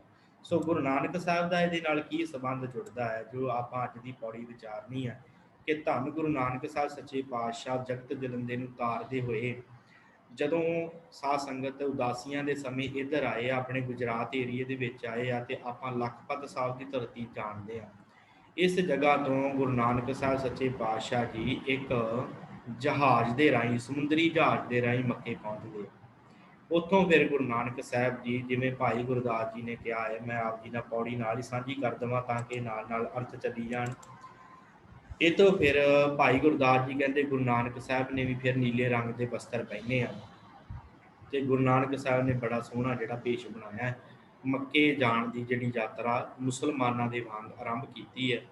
ਤੇ ਗੁਰੂ ਨਾਨਕ ਸਾਹਿਬ ਦੇ ਕੋਲ ਇੱਕ ਆਸਾ ਹੱਥ, ਕਿਤਾਬ ਕੱਚ। ਆਸਾ ਦਾ ਅਰਥ ਹੁੰਦਾ ਡੰਡਾ। ਗੁਰੂ ਨਾਨਕ ਸਾਹਿਬ ਦੇ ਹੱਥ ਦੇ ਵਿੱਚ ਇੱਕ ਡੰਡਾ ਹੈ ਤੇ ਕੱਚ ਦੇ ਵਿੱਚ ਇੱਕ ਕਿਤਾਬ। ਕਿਤਾਬ ਕਿਹੜੀ ਹੈ? ਜਿਹਦੇ ਵਿੱਚ ਗੁਰੂ ਨਾਨਕ ਸਾਹਿਬ ਗੁਰਬਾਣੀ ਲਿਖਦੇ ਸਨ। ਜਿਹੜੀ ਬਾਣੀ ਗਾਉਂਦੇ ਸਨ ਉਹਨੂੰ ਬਾਅਦ ਵਿੱਚ ਲਿਖ ਲੈਂਦੇ ਸਨ ਸਤਿਗੁਰੂ ਗੁਰੂ ਨਾਨਕ ਸਾਹਿਬ। ਉਸ ਕਿਤਾਬ ਦੇ ਵਿੱਚ ਗੁਰਬਾਣੀ ਲਿਖੀ ਹੋਈ ਸੀ, ਉਹ ਸਤਿਗੁਰਾਂ ਦੇ ਕੋਲ ਹੈ। ਪੂਜਾ ਬਾਗ ਮੁਸੱਲਾ ਧਾਰੀ, ਤੇ ਸਤਿਗੁਰਾਂ ਨੇ ਮੁਸਲਮਾਨਾਂ ਵਾਲਾ ਭੇਸ ਬਣਾਇਆ ਤੇ ਨਾਲ ਹੀ ਮੁਸੱਲਾ ਇੱਕ ਰੱਖਿਆ ਜਿਹਨੂੰ ਥੱਲੇ ਵਿਛਾ ਕੇ ਹਾਜੀ ਲੋਕ ਨਵਾਜ਼ ਪੜ੍ਹਦੇ ਆ, ਉਹ ਵੀ ਸਤਿਗੁਰਾਂ ਨੇ ਆਪਣੇ ਕੋਲ ਰੱਖਿਆ ਹੈ। ਤੇ ਇਸੇ ਤਰ੍ਹਾਂ ਸਤਿਗੁਰੂ ਗੁਰੂ ਨਾਨਕ ਸਾਹਿਬ ਜੀ ਸਾਰਿਆਂ ਮੁਸਲਮਾਨਾਂ ਦੇ ਨਾਲ ਰਲ ਕੇ ਤੇ ਉੱਥੇ ਹੱਜ ਕਰਦੇ ਆ, ਯਾਤਰਾ ਕਰਦੇ। ਯਾਤਰਾ ਕਰਨ ਦੇ ਉਪਰੰਤ ਸਤਿਗੁਰੂ ਗੁਰੂ ਨਾਨਕ ਸਾਹਿਬ ਜੀ ਰਾਤ ਵੇਲੇ ਜਦੋਂ ਮੱਕੇ ਪਹੁੰਚਦੇ ਆ, ਤੇ ਮੱਕੇ ਜਾ ਕੇ ਹੁਣ ਆਰਾਮ ਕਰਨਾ ਹੈ, ਰਾਤ ਦਾ ਵੇਲਾ ਹੈ। ਬੈਠਾ ਜਾਏ ਮਸੀਤ ਵਿੱਚ ਜਿੱਥੇ ਹਾਜੀ ਹੱਜ ਗੁਜ਼ਾਰੀ। ਉਸ ਮਸੀਤ ਦੇ ਵਿੱਚ ਪਹੁੰਚਦੇ ਆ ਜਿੱਥੇ ਹਾਜੀ ਲੋਕ ਹੱਜ ਗੁਜ਼ਾਰਦੇ ਆ, ਜਿੱਥੇ ਹਾਜੀਆਂ ਨੇ ਹੱਜ ਗੁਜ਼ਾਰੀ। ਉਸ ਜਗ੍ਹਾ ਦੇ ਉੱਤੇ ਧੰਨ ਗੁਰੂ ਨਾਨਕ ਸਾਹਿਬ ਸੱਚੇ ਪਾਤਸ਼ਾਹ ਪਹੁੰਚਦੇ ਆ। ਬੈਠਾ ਜਾਏ ਮਸੀਤ, ਕਾਬੇ ਦੇ ਵਿੱਚ। ਮਸੀਤ ਦਾ ਅਰਥ ਆਪਾਂ ਕਰਾਂਗੇ ਕਾਬਾ, ਜਿਹੜਾ ਇਬਰਾਹਿਮ ਨੇ ਬਣਾਇਆ ਹੈ। ਉਸ ਕਾਬੇ ਦੇ ਵਿੱਚ ਧੰਨ ਗੁਰੂ ਨਾਨਕ ਸਾਹਿਬ ਸੱਚੇ ਪਾਤਸ਼ਾਹ ਜਾ ਬੈਠਦੇ ਆ ਤੇ ਜਿੱਥੇ ਹਾਜੀ ਹੱਜ ਕਰਦੇ ਸਨ। ਜਾਂ ਬਾਬਾ ਸੁੱਤਾ ਰਾਤ ਨੂੰ, ਵੱਲ ਮਹਿਰਾਬੇ ਪਾਏ ਪਸਾਰੀ। ਫਿਰ ਰਾਤ ਵੇਲੇ ਧੰਨ ਗੁਰੂ ਨਾਨਕ ਸਾਹਿਬ ਸੱਚੇ ਪਾਤਸ਼ਾਹ ਸੁੱਤੇ ਨੇ ਤੇ ਉਸ ਪਾਸੇ ਨੂੰ ਮਰਹਾਬੇ ਵੱਲ ਨੂੰ, ਕਾਬੇ ਵੱਲ ਨੂੰ ਸਤਿਗੁਰਾਂ ਨੇ ਆਪਣੇ ਪੈਰ ਕਰ ਲਏ। ਪੈਰ ਜਿਹੜੇ ਉਧਰ ਨੂੰ ਪਸਾਰ ਲਏ ਆ ਮਰਹਾਬੇ ਵੱਲ ਨੂੰ, ਜਿਹੜੇ ਪਾਸੇ ਕਾਬਾ ਹੈ, ਜਿਸ ਪਾਸੇ ਮੱਕਾ ਹੈ, ਉਸ ਪਾਸੇ ਨੂੰ ਲੱਤਾਂ ਪਸਾਰ ਕੇ ਗੁਰੂ ਨਾਨਕ ਸਾਹਿਬ ਜੀ ਸੌਂ ਗਏ। ਜੀਵਨ ਮਾਰੀ ਲੱਤ ਦੀ ਕਿਹੜਾ ਸੁੱਤਾ ਕੁਬਰ ਕਪਾਰੀ। ਹੁਣ ਰਾਤ ਗੁਰੂ ਨਾਨਕ ਸਾਹਿਬ ਸੁੱਤੇ ਰਹੇ ਉਸੇ ਤਰ੍ਹਾਂ ਹੀ, ਕਹਿੰਦੇ ਦਿਨ ਚੜ੍ਹਿਆ ਥੋੜਾ ਜਿਹਾ, ਸਵੇਰ ਵੇਲਾ ਹੋਇਆ ਤੇ ਇੱਕ ਜੀਵਨ ਨਾਮ ਦਾ ਜਿਹੜਾ ਹਾਜੀ ਸੀ, ਜੀਵਨ ਨਾਮ ਦਾ ਇੱਕ ਜਿਹੜਾ ਮੁੱਲਾ ਸੀ, ਉਹਨੇ ਆਣ ਕੇ ਗੁਰੂ ਨਾਨਕ ਸਾਹਿਬ ਦੇ ਜ਼ੋਰ ਦੀ ਲੱਤ ਮਾਰੀ ਹੈ ਤੇ ਲੱਤ ਮਾਰ ਕੇ ਕਿਹਾ ਕਿ ਕਿਹੜਾ ਨਾ ਸ਼ੁਕਰਾ, ਕਿਹੜਾ ਕਾਫਰ ਹੈ ਜਿਹੜਾ ਮੱਕੇ ਵੱਲ ਨੂੰ ਪੈਰ ਪਸਾਰ ਕੇ ਸੁੱਤਾ। ਗੁਰੂ ਨਾਨਕ ਸਾਹਿਬ ਦੇ ਲੱਤ ਮਾਰ ਕੇ ਇਹਨੇ ਕਿਹਾ, ਜੀਵਨ ਨਾਮ ਦੇ ਇਸ ਮੁੱਲੇ ਨੇ। ਤੇ ਫਿਰ ਉਸ ਤੋਂ ਬਾਅਦ ਲੱਤਾਂ ਵੱਲ ਖੁਦਾਏ ਦੇ ਕਿਉਂ ਕਰ ਪਿਆ ਹੋਏ ਪੁਜਗਾਰੀ। ਉਹਨੇ ਕਿਹਾ ਕਿਉਂ ਲੱਤਾਂ ਤੂੰ ਖੁਦਾ ਦੇ ਘਰ ਵੱਲ ਨੂੰ ਕੀਤੀਆਂ, ਕਿਉਂ ਰੱਬ ਦੇ ਘਰ ਵੱਲ ਨੂੰ ਲੱਤਾਂ ਕਰਕੇ ਪਿਆ ਹੈ, ਤੇ ਤੈਨੂੰ ਕੋਈ ਪਾਪ ਹੈਗਾ, ਤੈਨੂੰ ਕੋਈ ਸ਼ਰਮ ਹੈਗੀ ਹੈ, ਕਿਉਂ ਕਰ ਪਾਇਆ ਹੋਏ ਬਜਗਾਰੀ, ਤੇ ਕਿਉਂ ਤੂੰ ਪਾਪ ਕਰਦਾ ਹੈ, ਕਿਉਂ ਲੰਮਾ ਪਿਆ ਇੱਧਰ ਨੂੰ ਲੱਤਾਂ ਕਰਕੇ, ਤੇ ਟੰਗੋਂ ਪਕੜ ਘਸੀਟਿਆ ਫਿਰਿਆ ਮੱਕਾ ਕਲਾ ਦਿਖਾਰੀ। ਗੁਰੂ ਨਾਨਕ ਸਾਹਿਬ ਨੇ ਕਿਹਾ ਮਹਾਰਾਜ ਮੈਨੂੰ ਮਾਫ ਕਰ ਦਿਓ, ਮੇਰੇ ਕੋਲੋਂ ਗਲਤੀ ਹੋ ਗਈ, ਮੈਨੂੰ ਪਤਾ ਨਹੀਂ ਸੀ, ਮੈਂ ਰਾਤ ਥੱਕਿਆ ਪਿਆ ਸੀ, ਮੇਰੀਆਂ ਲੱਤਾਂ ਇੱਧਰ ਹੋ ਗਈਆਂ, ਤੁਸੀਂ ਇੰਜ ਕਰੋ ਜਿਹੜੇ ਪਾਸੇ ਮੱਕਾ ਨਹੀਂ ਹੈ ਉਸ ਪਾਸੇ ਨੂੰ ਮੇਰੀਆਂ ਲੱਤਾਂ ਕਰ ਦਿਓ। ਟੰਗੋਂ ਪਕੜ ਘਸੀਟਿਆ। ਫਿਰ ਇਸ ਜੀਵਨ ਨੇ ਲੱਤਾਂ ਤੋਂ ਫੜ ਕੇ ਬੜੇ ਗੁੱਸੇ ਨਾਲ ਗੁਰੂ ਨਾਨਕ ਸਾਹਿਬ ਨੂੰ ਘੁਮਾਇਆ ਹੈ ਲੱਤੋਂ ਫੜ ਕੇ, ਤੇ ਜਿਹੜੇ ਪਾਸੇ ਨੂੰ ਲੱਤਾਂ ਘੁਮਾਉਂਦਾ ਹੈ ਉਧਰਲੇ ਪਾਸੇ ਨੂੰ ਹੀ ਮੱਕਾ ਘੁੰਮਦਾ ਹੋਇਆ ਦਿਖਾਈ ਦਿੰਦਾ। ਹੋਏ ਹੈਰਾਨ ਕਰੇਣ ਜੁਹਾਰੀ। ਤੇ ਜਦੋਂ ਗੁਰੂ ਨਾਨਕ ਸਾਹਿਬ ਨੇ ਇਹ ਕਲਾ ਵੇਖੀ ਆਸ਼ਚਰਜ ਹੋ ਗਏ, ਹੈਰਾਨ ਹੋ ਕੇ ਸਾਰੇ ਗੁਰੂ ਨਾਨਕ ਸਾਹਿਬ ਨੂੰ ਨਮਸਕਾਰਾਂ ਕਰਨ ਲੱਗ ਪਏ ਕਿ ਵਾਕਈ ਇਹ ਕੋਈ ਭਲੀ, ਇਹ ਕੋਈ ਬਹੁਤ ਵੱਡਾ ਜਿਹੜਾ ਹੈ ਪਰਮੇਸ਼ਰ ਦਾ ਜਾਣੂ, ਪਰਮੇਸ਼ਰ ਨੂੰ ਯਾਦ ਕਰਨ ਵਾਲਾ ਕੋਈ ਅੱਲਾ ਦਾ ਹੀ ਕੋਈ ਪੈਗੰਬਰ ਹੈ, ਕੋਈ ਮਹਾਨ ਆਦਮੀ ਹੈ ਜਿਹਨੇ ਸਾਡੀ ਇਹ ਜਿਹੜੀ ਹੈ ਦੁਬਦਾ ਦੂਰ ਕੀਤੀ ਹੈ। ਜਦੋਂ ਲੱਤਾਂ ਫੜ ਕੇ ਘੁਮਾਈਆਂ ਸਾਨੂੰ ਸਾਰੇ ਪਾਸੇ ਮੱਕਾ ਜਿਹੜਾ ਘੁੰਮਦਾ ਹੋਇਆ ਦਿਖਿਆ। ਇਸ ਤਰ੍ਹਾਂ ਇਹ ਸਾਰੇ ਜਿਹੜੇ ਆ ਹੈਰਾਨ ਹੋਏ ਆ ਕਿ ਮੱਕਾ ਕਿਵੇਂ ਘੁੰਮ ਗਿਆ। ਤੇ ਸਾਧ ਸੰਗਤ ਇੱਥੇ ਮੈਂ ਥੋੜਾ ਜਿਹਾ ਰੁਕ ਕੇ ਬੇਨਤੀ ਕਰਾਂ, ਕਿਉਂਕਿ ਇਹ ਗੱਲ ਬੜੀ ਵੱਡੇ ਪੱਧਰ ਤੇ ਪ੍ਰਸਾਰੀ ਜਾਂਦੀ ਹੈ ਕਿ ਗੁਰੂ ਨਾਨਕ ਸਾਹਿਬ ਨੇ ਕਿਵੇਂ ਮੱਕਾ ਫੇਰ ਦਿੱਤਾ, ਜਦੋਂ ਕਿ ਮੱਕਾ ਫੇਰ ਹੀ ਨਹੀਂ ਸਕਦਾ। ਗੁਰੂ ਨਾਨਕ ਸਾਹਿਬ ਇਸ ਤਰ੍ਹਾਂ ਕਰਾਮਾਤਾਂ ਨਹੀਂ ਵਿਖਾ ਸਕਦੇ। ਤੇ ਇੱਥੇ ਸਾਧ ਸੰਗਤ ਇੱਕ ਗੱਲ ਵਿਚਾਰਨਯੋਗ ਹੈ ਕਿ ਕਦੀ ਵੀ ਤੁਸੀਂ ਮੁਸਲਮਾਨ, ਕਿਸੇ ਵੀ ਮੁਸਲਮਾਨ ਨੂੰ ਕਹੋਗੇ ਕਿ ਤੂੰ ਆਪਣਾ ਧਰਮ ਬਦਲ ਲਾ, ਮੁਸਲਮਾਨ ਕਦੀ ਧਰਮ ਨਹੀਂ ਬਦਲ ਸਕਦਾ ਹੁੰਦਾ। ਤੇ ਕਦੀ ਵੀ ਮੁਸਲਮਾਨ ਕਿਸੇ ਦੇ ਅੱਗੇ ਝੁਕਦਾ ਨਹੀਂ ਹੈ, ਕਦੀ ਵੀ ਕਿਸੇ ਵੀ ਮਨੁੱਖ ਦੇ ਅੱਗੇ ਅੱਲਾ ਤੋਂ ਬਿਨਾਂ ਨਹੀਂ ਝੁਕਦੇ। ਹਾਂ ਕੋਈ ਪੀਰ ਹੋਵੇ, ਮਹਾਨ ਆਤਮਾ ਹੋਵੇ, ਉਹਦੇ ਅੱਗੇ ਝੁਕਦੇ ਆ, ਪਰ ਕਦੀ ਵੀ ਮੁਸਲਮਾਨ ਕਿਸੇ ਵੀ ਮਨੁੱਖ ਦੇ ਅੱਗੇ ਨਹੀਂ ਝੁਕਦੇ। ਤੇ ਗੁਰੂ ਨਾਨਕ ਸਾਹਿਬ ਜੀ ਦੇ ਅੱਗੇ ਇਹ ਕਿਵੇਂ ਝੁਕ ਸਕਦੇ ਸੀ, ਕਿਉਂਕਿ ਕੁਝ ਕਹਿੰਦੇ ਆ ਕਿ ਗੁਰੂ ਨਾਨਕ ਸਾਹਿਬ ਨੇ ਉਹਨਾਂ ਦੀ ਮੱਤ ਪਲਟ ਦਿੱਤੀ। ਜੇ ਗੁਰੂ ਨਾਨਕ ਸਾਹਿਬ ਨੇ ਮੱਤ ਪਲਟ ਦਿੱਤੀ ਤੇ ਫਿਰ ਮੱਤ ਪਲਟਣ ਦਾ ਤੇ ਕੋਈ ਢੰਗ ਤੇ ਚਾਹੀਦਾ ਸੀ ਨਾ। ਮੱਤ ਪਲਟ ਦਿੱਤੀ ਗੁਰੂ ਨਾਨਕ ਸਾਹਿਬ ਨੇ, ਉਹ ਪਲਟਣ ਵਾਸਤੇ ਗੁਰੂ ਨਾਨਕ ਸਾਹਿਬ ਨੂੰ ਕੁਛ ਤੇ ਦਿਖਾਉਣਾ ਪੈਣਾ ਸੀ ਨਾ ਕਿ ਮੈਂ ਹਾਂ ਇੱਕ ਕੁਛ ਹੈ, ਰੱਬ ਦੇ ਅੱਲਾ ਵੱਲੋਂ ਬਖਸ਼ੀ ਕੋਈ ਚੀਜ਼ ਹੈ ਮੇਰੇ ਅੰਦਰ। ਕਿਉਂਕਿ ਸਾਧ ਸੰਗਤ ਜਿਹੜਾ ਇਸਲਾਮ ਧਰਮ ਹੈ, ਯਹੂਦੀ ਧਰਮ ਹੈ ਤੇ ਈਸਾਈ ਧਰਮ ਹੈ, ਉਹ ਇਸ ਗੱਲ ਨੂੰ ਬੜੇ ਵੱਡੇ ਪੱਧਰ ਤੇ ਮੰਨਦਾ ਹੈ ਕਿ ਅਸਲੀ ਪੈਗੰਬਰ, ਅਸਲੀ ਮਨੁੱਖ ਉਹ ਹੈ ਵਾਹਿਗੁਰੂ, ਅਸਲੀ ਪੀਰ ਉਹ ਹੈ ਜਿਹਦੇ ਕੋਲ ਕੋਈ ਕਰਾਮਾਤ ਹੈ। ਇਹਨਾਂ ਦੇ ਵਿੱਚ ਕਰਾਮਾਤ ਨੂੰ ਮੁੱਖ ਮੰਨਿਆ ਜਾਂਦਾ ਇਸਲਾਮ ਧਰਮ ਦੇ ਵਿੱਚ, ਯਹੂਦੀ 'ਚ ਤੇ ਈਸਾਈਆਂ ਦੇ ਵਿੱਚ, ਕਿ ਜਿਹਦੇ ਕੋਲ ਕੋਈ ਕਲਾ ਹੈ, ਕੋਈ ਕਰਾਮਾਤ ਹੈ, ਉਹਨੂੰ ਇਹ ਪੀਰ ਮੰਨਦੇ, ਹੋਰ ਕਿਸੇ ਨੂੰ ਪੀਰ ਨਹੀਂ ਮੰਨਦੇ। ਤੇ ਇਸੇ ਕਰਕੇ ਕਹਿੰਦੇ ਜੇ ਤੇਰੇ ਕੋਲ ਕਲਾ ਹੈਗੀ ਤੇ ਵਿਖਾਓ, ਅਸੀਂ ਤੁਹਾਨੂੰ ਪੀਰ ਮੰਨਦੇ ਹਾਂ। ਤੇ ਗੁਰੂ ਨਾਨਕ ਸਾਹਿਬ ਨੇ ਜਦੋਂ ਮੱਕਾ ਫੇਰਿਆ ਹੋਏਗਾ ਤੇ ਇਹਨਾਂ ਨੂੰ ਪਤਾ ਲੱਗ ਗਿਆ ਕਿ ਹਾਂ ਇਹ ਵਾਕਈ ਕੋਈ ਪੀਰ, ਕੋਈ ਪੈਗੰਬਰ ਹੈਗਾ ਜਿਹਨੇ ਮੱਕਾ ਫੇਰਿਆ। ਤੇ ਕੁਝ ਲੋਕ ਕਹਿੰਦੇ ਆ ਕਿ ਗੁਰੂ ਨਾਨਕ ਸਾਹਿਬ ਨੇ ਮੱਕਾ ਨਹੀਂ ਫੇਰਿਆ, ਉਹਨਾਂ ਦੀ ਮੱਤ ਫੇਰੀ ਆ। ਤੇ ਫਿਰ ਭਾਈ ਗੁਰਦਾਸ ਜੀ ਤੇ ਲਿਖਦੇ ਟੰਗੋਂ ਪਕੜ ਘਸੀਟਿਆ ਫੇਰਿਆ ਮੱਕਾ ਕਲਾ ਦਿਖਾਈ। ਫਿਰ ਇਹ ਪੰਕਤੀ ਕਿਉਂ ਲਿਖੀ ਕਿ ਜਦ ਟੰਗੋਂ ਪੜ ਕੇ ਘਸੀਟਿਆ ਤੇ ਫਿਰ ਮੱਕਾ ਘੁੰਮਿਆ, ਸ਼ਬਦ ਇਹ ਵਰਤੇ ਆ। ਫਿਰ ਉਸ ਤੋਂ ਬਾਅਦ ਅਚਰਜ ਗੱਲ ਜਿਹੜੀ ਆ, ਅਚਰਜ ਗੱਲ ਹੋਈ ਉਸ ਸਮੇਂ ਜਿਹੜੀ ਮੈਂ ਇੱਕ ਵਾਰੀ ਫਿਰ ਆਪ ਜੀ ਨਾਲ ਸਾਂਝੀ ਕਰਦਾ। ਹੋਏ ਹੈਰਾਨ ਕਰੇਣ ਜੁਹਾਰੀ। ਹੈਰਾਨ ਕਿਹੜੀ ਗੱਲ ਤੋਂ ਮਨੁੱਖ ਹੁੰਦਾ ਹੈ? ਹੈਰਾਨ ਉਦੋਂ ਹੁੰਦਾ ਹੈ ਮਨੁੱਖ ਜਦੋਂ ਕੋਈ ਐਸੀ ਗੱਲ ਵਾਪਰਦੀ ਹੈ ਜਿਹੜੀ ਗੱਲ ਉਹਦੇ ਮਨ ਚਿੱਤ 'ਚ ਹੁੰਦੀ ਨਹੀਂ ਹੈ, ਉਦੋਂ ਮਨੁੱਖ ਹੈਰਾਨ ਹੁੰਦਾ ਹੈ।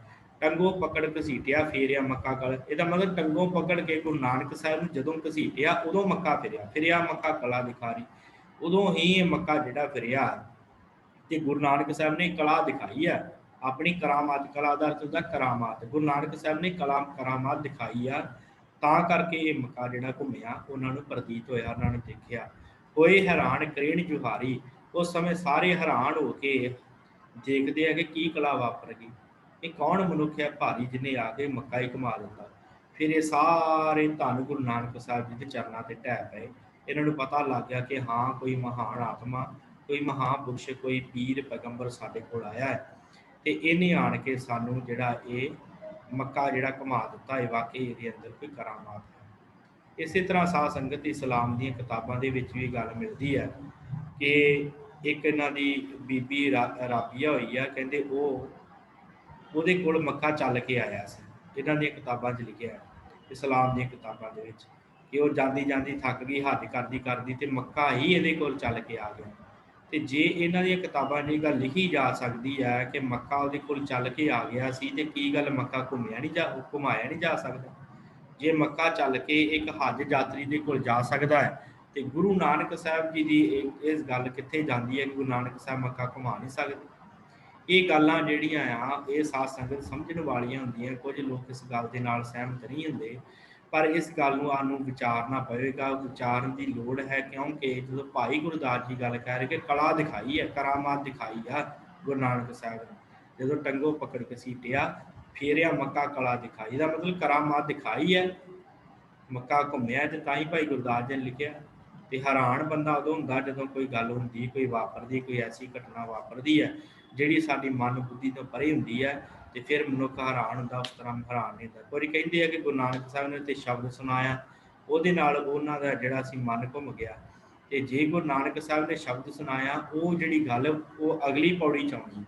ਜਦੋਂ ਅਗਲੀ ਪੌੜੀ ਆਪਾਂ ਵਿਚਾਰ ਨਹੀਂ ਨਾ ਪੁੱਛਣਾ ਬੋਲ ਕਿਤਾਬ ਨੂੰ ਹਿੰਦੂ ਵੱਡਾ ਕਿ ਮੁਸਲਮਾਨ ਨੂੰ, ਆਪਾਂ ਕੱਲ ਨੂੰ ਵਿਚਾਰਨੀ ਹੈ ਕਿ ਜੇ ਗੁਰੂ ਨਾਨਕ ਸਾਹਿਬ ਨੇ ਸ਼ਬਦ ਬਾਅਦ ਵਿੱਚ ਸੁਣਾਇਆ, ਪਹਿਲੋਂ ਇਹ ਕਲਾ ਜਿਹੜੀ ਵਾਪਰੀ ਹੈ, ਜਦੋਂ ਇਹ ਵਾਪਰਿਆ ਸਾਰਾ ਕੁਝ, ਫਿਰ ਸਾਰਿਆਂ ਨੇ ਆਣ ਕੇ ਗੁਰੂ ਨਾਨਕ ਸਾਹਿਬ ਦੇ ਅੱਗੇ ਮੱਥਾ ਟੇਕਿਆ, ਨਮਸਕਾਰ ਕੀਤੀ ਹੈ ਕਿ ਮਹਾਰਾਜ ਤੁਸੀਂ ਕੌਣ ਹੋ, ਕਿੱਥੋਂ ਆਏ ਹੋ? ਤੇ ਗੁਰੂ ਨਾਨਕ ਸਾਹਿਬ ਨੇ ਕਿਹਾ ਮੈਂ ਹਿੰਦ ਚੋਂ ਆਇਆ, ਪੰਜਾਬ ਚੋਂ ਆਇਆ, ਮੇਰਾ ਨਾਮ ਨਾਨਕ ਹੈ। ਤੇ ਗੁਰੂ ਨਾਨਕ ਸਾਹਿਬ ਦਾ ਨਾਮ ਸੁਣ ਕੇ ਸਾਰਿਆਂ ਨੇ ਗੁਰੂ ਨਾਨਕ ਸਾਹਿਬ ਦੇ ਚਰਨਾਂ ਤੇ ਨਮਸਕਾਰ ਕੀਤੀ ਹੈ, ਤੇ ਉਹਨਾਂ ਨੇ ਇਹ ਜਾਣਿਆ ਕਿ ਧੰਨ ਗੁਰੂ ਨਾਨਕ ਸਾਹਿਬ ਜਗਤ ਦੇ ਜਲੰਦੇ ਦੇ ਤਾਰਨਹਾਰ ਹਨ।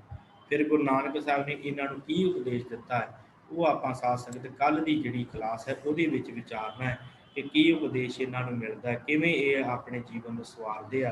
ਇਸ ਕਰਕੇ ਸਾਧ ਸੰਗਤ ਇਹ ਗੱਲਾਂ ਦਾ ਕੋਈ ਫਾਇਦਾ ਨਹੀਂ ਹੁੰਦਾ। ਬੜੇ ਲੋਕ ਕਹਿੰਦੇ ਆ ਕਿ ਮੱਕਾ ਨਹੀਂ ਘੁੰਮਿਆ, ਕਰਾਮਾਤ ਹੈ, ਕਰਾਮਾਤ ਗੁਰੂ ਨਾਨਕ ਸਾਹਿਬ ਨੇ ਕੀਤੀ ਨਹੀਂ। ਜੇ ਗੁਰੂ ਨਾਨਕ ਸਾਹਿਬ ਜੀ ਨੇ ਕਰਾਮਾਤ ਨਹੀਂ ਕੀਤੀ, ਤੇ ਫਿਰ ਇਹਨਾਂ ਵੱਡਿਆਂ ਵੱਡਿਆਂ ਲੋਕਾਂ ਨੂੰ ਜਿਹੜੇ ਆਪਣੇ ਧਰਮ ਦੇ ਵਿੱਚ ਬੜੇ ਪ੍ਰਪੱਕ ਸਨ, ਉਹ ਫਿਰ ਗੁਰੂ ਨਾਨਕ ਸਾਹਿਬ ਨੇ ਆਪਣੇ ਕੇ ਕਿਵੇਂ ਝੁਕਾ ਲਏ? ਕਿਉਂਕਿ ਗੱਲਾਂ ਤੇ ਅਸੀਂ ਬੜੀਆਂ ਕਰਦੇ ਹਾਂ। ਅੱਜ ਆਪਾਂ ਕਿਸੇ ਮੁਸਲਮਾਨ ਨੂੰ ਕਹੀਏ ਹਾਂ ਵੀ ਤੂੰ ਜਿਹੜਾ ਆ ਗਲਤ ਕੰਮ ਕਰਦਾ ਹੈ, ਪਰਮੇਸ਼ਰ ਹਰ ਜਗ੍ਹਾ ਤੇ, ਉਹ ਆਖੇਗਾ ਮੈਂ ਨਮਾਜ਼ ਪੜ੍ਹਨੀ ਪੱਛਮ ਵੱਲ ਨੂੰ ਮੂੰਹ ਕਰਕੇ, ਮੈਂ ਤੇ ਪੜ੍ਹਨੀ ਮੱਕੇ ਵੱਲ ਨੂੰ ਮੂੰਹ ਕਰਕੇ, ਮੈਨੂੰ ਰੋਕ ਕੇ ਵਿਖਾਓ। ਤੇ ਕੀ ਉਹਨੂੰ ਰੋਕ ਲਾਂਗੇ? ਨਹੀਂ ਰੋਕਿਆ ਜਾ। ਆਮ ਮਨੁੱਖ ਨਹੀਂ ਸੀ ਗੁਰੂ ਨਾਨਕ ਸਾਹਿਬ। ਇਹ ਲੋਕ ਜਿਹੜੇ ਇਹੋ ਜਿਹੀਆਂ ਗੱਲਾਂ ਕਰਦੇ, ਉਹ ਆਪਣੇ ਵਰਗਾ ਹੀ ਗੁਰੂ ਨਾਨਕ ਸਾਹਿਬ ਨੂੰ ਸਮਝਦੇ। ਪਰ ਗੁਰੂ ਨਾਨਕ ਸਾਹਿਬ, ਧੰਨ ਗੁਰੂ ਨਾਨਕ ਸਾਹਿਬ ਪਰਮੇਸ਼ਰ ਦਾ ਰੂਪ ਹੋ ਕਰਕੇ ਆਏ ਆ, ਤੇ ਉਹ ਜਿਹੜਾ ਮੱਕਾ ਵੀ ਗੁਰੂ ਨਾਨਕ ਸਾਹਿਬ ਦਾ ਹੀ। ਤੇ ਗੁਰੂ ਨਾਨਕ ਸਾਹਿਬ ਨੇ ਜੇ ਘੁਮਾ ਦਿੱਤਾ ਤੇ ਉਹਦੇ ਵਿੱਚ ਫੇਰ ਕਿਹੜੀ ਮਾੜੀ ਗੱਲ ਹੋ? ਗੁਰੂ ਨਾਨਕ ਸਾਹਿਬ ਨੇ ਘੁਮਾਇਆ ਨਾ, ਮੱਕਾ ਵੀ ਗੁਰੂ ਨਾਨਕ ਦਾ, ਜੇ ਪਰਮੇਸ਼ਰ ਦਾ ਰੂਪ ਗੁਰੂ ਨਾਨਕ ਹੈ, ਤੇ ਉਸ ਮੱਕੇ ਨੂੰ ਗੁਰੂ ਨਾਨਕ ਸਾਹਿਬ ਨੇ ਘੁਮਾਇਆ ਹੈ। ਇਹਦੇ ਵਿੱਚ ਕੋਈ ਐਸੀ ਜਿਹੜੀ ਹੈ ਸ਼ੱਕ ਕਰਨ ਵਾਲੀ ਗੱਲ ਨਹੀਂ, ਕਿਉਂਕਿ ਭਾਈ ਗੁਰਦਾਸ ਜੀ ਨੇ ਇਹ ਗੱਲ ਲਿਖੀ ਹੈ। ਤੇ ਪਰ ਇਹਨਾਂ ਪੰਕਤੀਆਂ ਦਾ ਜੇ ਆਪਾਂ ਪੁੱਠਾ ਅਰਥ ਕਰਾਂਗੇ, ਗੁਰੂ ਨਾਨਕ ਸਾਹਿਬ ਨੇ ਉੱਥੇ ਹੁਣ ਜਿਹੜਾ ਲੱਤੋਂ ਫੜ ਕੇ ਘਸੀਟ ਰਿਹਾ, ਤੇ ਉਹਨੂੰ ਗੁਰੂ ਨਾਨਕ ਸਾਹਿਬ ਕਿਵੇਂ ਕੀਰਤਨ ਸੁਣਾ ਦੇਣਗੇ? ਕੋਈ ਤੁਹਾਨੂੰ ਲੱਤੋਂ ਫੜ ਕੇ ਘਸੀਟ ਰਿਹਾ ਹੋਵੇ ਤੇ ਤੁਸੀਂ ਉਹਨੂੰ ਗੁਰਬਾਣੀ ਦਾ ਸ਼ਬਦ ਸੁਣਾਓਗੇ, ਉਹ ਕੀ ਕੁਛ ਬਣੇਗੀ? ਗੱਲ ਨਹੀਂ ਨਾ ਬਣਦੀ। ਕੋਈ ਤੁਹਾਨੂੰ ਕਿਸੇ ਨੇ ਲੱਤ ਤੋਂ ਫੜਿਆ ਤੇ ਤੁਹਾਨੂੰ ਧੂਰਿਆ ਹੋਵੇ, ਤੇ ਤੁਸੀਂ ਉਹਨੂੰ ਗੁਰਬਾਣੀ ਦਾ ਸ਼ਬਦ ਸੁਣਾ ਕੇ ਕਹਿ ਕੇ ਭਲਿਆ ਮਾੜਾ ਕਰਮ ਏਦਾਂ ਨਾ ਕਰ, ਤੇ ਉਹ ਸਮਝ ਜਾਏਗਾ? ਨਹੀਂ ਸਮਝੇਗਾ, ਕਦੀ ਨਹੀਂ ਸਮਝੇਗਾ। ਜਿਹੜਾ ਮਨੁੱਖ ਜਿਹੜੀ ਭਾਸ਼ਾ ਸਮਝਦਾ, ਗੁਰੂ ਨਾਨਕ ਸਾਹਿਬ ਨੇ ਉਸੇ ਭਾਸ਼ਾ ਸਮਝਾਇਆ। ਗੁਰੂ ਨਾਨਕ ਸਾਹਿਬ ਨੇ ਜਿਹੋ ਜਿਹੀ ਭਾਸ਼ਾ ਕੋਈ ਸਮਝਦਾ ਸੀ, ਉਸੇ ਭਾਸ਼ਾ ਸਮਝਾਇਆ। ਜੇ ਮੁਸਲਮਾਨ ਇਸ ਗੱਲ ਨੂੰ ਮੰਨਦੇ ਆ ਕਿ ਕਿਉਂਕਿ ਮੁਸਲਮਾਨ ਪੀਰ ਹੀ ਉਹਨੂੰ ਮੰਨਦੇ ਆ ਜਿਹੜਾ ਆਪਣੇ ਆਪ ਦੇ ਵਿੱਚ ਕਰਾਮਾਤੀ ਹੋਵੇ, ਤੇ ਜੇ ਉਹ ਕਰਾਮਾਤ ਨੂੰ ਮੰਨਦੇ ਸਨ, ਤੇ ਗੁਰੂ ਨਾਨਕ ਸਾਹਿਬ ਨੇ ਕਰਾਮਾਤ ਕਰਕੇ ਦਿਖਾਈ, ਪ੍ਰਤੱਖ ਦਿਖਾਈ ਹੈ, ਕਿਉਂਕਿ ਸਤਿਗੁਰੂ ਗੁਰੂ ਨਾਨਕ ਸਾਹਿਬ ਨੇ ਕਲਾ ਦਿਖਾਈ ਸ਼ਬਦ ਵਰਤਿਆ ਗੁਰੂ ਭਾਈ ਗੁਰਦਾਸ ਜੀ। ਤੇ ਜੇ ਇਹ ਮੰਨਦਾ ਪੱਛਮ ਦਾ ਸਿਧਾਂਤ, ਇਹ ਕਹਿੰਦਾ ਕਿ ਪੀਰ ਉਹਨੂੰ ਕਿਹਾ ਜਾਂਦਾ ਹੈ ਜਿਹੜਾ ਕਰਾਮਾਤੀ ਹੁੰਦਾ। ਇਹ ਇਹਨਾਂ ਦੀ ਗੱਲ ਪੱਕੀ ਹੈ। ਇਹਨਾਂ ਦੇ ਵਿੱਚ ਆਪ ਜੀ ਨੇ ਇਹਨਾਂ ਦੀਆਂ ਕਿਤਾਬਾਂ ਪੜ੍ਹਨੀਆਂ ਕਿ ਜਦੋਂ ਮੂਸਾ ਜਾਂਦਾ ਹੈ ਨਾ ਆਪਣੀ ਕੌਮ ਨੂੰ ਜਿਹੜਾ ਹੈ ਆਜ਼ਾਦ ਕਰਾਉਣ ਵਾਸਤੇ, ਉਦੋਂ ਉਹਨੂੰ 3 ਤਰ੍ਹਾਂ ਦੀਆਂ ਕਰਾਮਾਤਾਂ ਮਿਲਦੀਆਂ ਕਿ ਉਹ ਪਾਣੀ ਨੂੰ ਲਹੂ ਬਣਾ ਸਕਦਾ ਹੈ, ਉੱਡ ਸਕਦਾ ਹੈ, ਸੱਪ ਨੂੰ ਆਪਣੇ ਹੱਥ 'ਚ ਫੜੀ ਹੋਈ ਛੜੀ ਨੂੰ ਜਿਹੜਾ ਸੀ ਉਹ ਸੱਪ ਬਣਾ ਸਕਦਾ ਹੈ। ਇਸ ਤਰ੍ਹਾਂ ਦੀਆਂ ਕਰਾਮਾਤਾਂ, 3 ਤਰ੍ਹਾਂ ਦੀਆਂ ਕਰਾਮਾਤਾਂ ਦੇ ਕੇ ਭੇਜਿਆ ਹੈ। ਇਸੇ ਤਰ੍ਹਾਂ ਜਿਹੜੇ ਈਸਾਈ ਲੋਕ ਹੈ ਉਹਨਾਂ ਦੇ ਵਿੱਚ ਵੀ ਮੰਨਿਆ ਜਾਂਦਾ ਕਿ ਹਜ਼ਰਤ ਈਸਾ ਜੀ ਕੋਲ ਕਰਾਮਾਤਾਂ ਸਨ, ਤਾਂ ਲੋਕ ਉਹਨਾਂ ਦੇ ਪਿੱਛੇ ਲੱਗੇ। ਤੇ ਮੁਹੰਮਦ ਸਾਹਿਬ ਦੇ ਕੋਲ ਵੀ ਕਰਾਮਾਤਾਂ ਸਨ, ਤਾਂ ਲੋਕ ਇਹ ਜਿਹੜੇ ਮੁਹੰਮਦ ਸਾਹਿਬ ਨੂੰ ਆਪਣਾ ਪੈਗੰਬਰ ਮੰਨਦੇ ਆ। ਇਸੇ ਕਰਕੇ ਇਹਨਾਂ ਦਾ ਇਹ ਮੰਨਣਾ ਹੈ ਕਿ ਜਿਸ ਮਨੁੱਖ ਦੇ ਕੋਲ ਕੋਈ ਕਰਾਮਾਤ ਹੈ, ਜਿਸ ਮਨੁੱਖ ਦੇ ਕੋਲ ਕੋਈ ਕੁਛ ਹੈ, ਐਸੀ ਕਰਾਮਾਤ ਜਿਹੜੀ ਦੁਨੀਆ ਤੋਂ ਵੱਖਰੀ ਹੋਵੇ, ਉਹ ਉਸ ਮਨੁੱਖ ਨੂੰ ਹੀ ਪੀਰ ਮੰਨਦੇ ਆ, ਉਸ ਮਨੁੱਖ ਨੂੰ ਹੀ ਪੈਗੰਬਰ। ਪੈਗੰਬਰ ਤੇ ਇਹਨਾਂ ਨੇ ਮੰਨ ਲਿਆ ਮੁਹੰਮਦ ਸਾਹਿਬ ਨੂੰ, ਕਿਉਂਕਿ ਕੁਰਾਨ ਕਹਿੰਦੀ ਆ ਕਿ ਮੁਹੰਮਦ ਸਾਹਿਬ ਤੋਂ ਬਿਨਾਂ ਹੋਰ ਕੋਈ ਵੀ ਸੰਸਾਰ ਦੇ ਉੱਤੇ ਪੈਗੰਬਰ ਨਹੀਂ ਹੈਗਾ, ਇਹ ਆਖਰੀ ਪੈਗੰਬਰ ਹੋਏ ਆ। ਇਸ ਕਰਕੇ ਇਹ ਪੈਗੰਬਰ ਦੀ ਪਦਵੀ ਕਿਸੇ ਨੂੰ ਨਹੀਂ ਦਿੰਦੇ, ਹਾਂ ਪੀਰ ਦੀ ਪਦਵੀ ਦਿੰਦੇ ਆ। ਪੀਰ ਦੀ ਪਦਵੀ ਕੀ ਹੁੰਦੀ ਆ ਕਿ ਜਿਹਦੇ ਕੋਲ ਕਰਾਮਾਤ ਹੈ ਉਹਨੂੰ ਇਹ ਪੀਰ ਕਹਿ ਦਿੰਦੇ ਆ। ਇਸੇ ਕਰਕੇ ਗੁਰੂ ਨਾਨਕ ਨੂੰ ਬਾਬਾ ਪੀਰ ਕਹਿ ਕੇ ਇਹ ਮੰਨਦੇ ਆ। ਕਿਉਂ ਪੀਰ ਕਹਿੰਦੇ ਆ? ਕਿਉਂਕਿ ਇਹਨਾਂ ਨੂੰ ਪਤਾ ਹੈ ਗੁਰੂ ਨਾਨਕ ਸਾਹਿਬ ਜੀ ਦੇ ਕੋਲ ਕਰਾਮਾਤਾਂ ਸਨ। ਇਸੇ ਕਰਕੇ ਗੁਰੂ ਨਾਨਕ ਸਾਹਿਬ ਨੇ ਇਹ ਜਿਹੜਾ ਮੱਕਾ ਘੁਮਾ ਕੇ ਇਹਨਾਂ ਨੂੰ ਕਲਾ, ਚਾਰ ਕਲਾ ਦਿਖਾਈ। ਫਿਰ ਇਹ ਸਾਰੇ ਸਤਿਗੁਰਾਂ ਦੇ ਹਜ਼ੂਰ ਚੁੱਕੇ ਆ। ਫਿਰ ਗੁਰੂ ਨਾਨਕ ਸਾਹਿਬ ਜੀ ਨੇ ਇਹਨਾਂ ਨੂੰ ਕੀ ਉਪਦੇਸ਼ ਦਿੱਤੇ ਆ, ਕੀ ਇਹਨਾਂ ਨੇ ਪੁੱਛਣਾ ਕੀਤਾ, ਅਸੀਂ ਵੱਡੇ ਆ ਕਿ ਮੁਸਲਮਾਨ ਵੱਡੇ ਆ, ਹਿੰਦੂ ਵੱਡੇ ਆ, ਉਹਦੇ ਬਾਰੇ ਸਾਨੂੰ ਗੱਲ ਦੱਸੋ। ਆਪਣੀ ਕਿਤਾਬ ਨੂੰ ਖੋਲ੍ਹ ਕੇ, ਜਿਹੜੀ ਕਿਤਾਬ ਕਸ਼ 'ਚ ਮਾਰ ਕੇ ਗੁਰੂ ਨਾਨਕ ਸਾਹਿਬ ਉੱਤੇ ਲੈ ਕੇ ਗਏ ਆ, ਉਹ ਆਪਾਂ ਸਾਧ ਸੰਗਤ ਕੱਲ੍ਹ ਦੀ ਕਲਾਸ ਵਿੱਚ ਵਿਚਾਰਾਂਗੇ।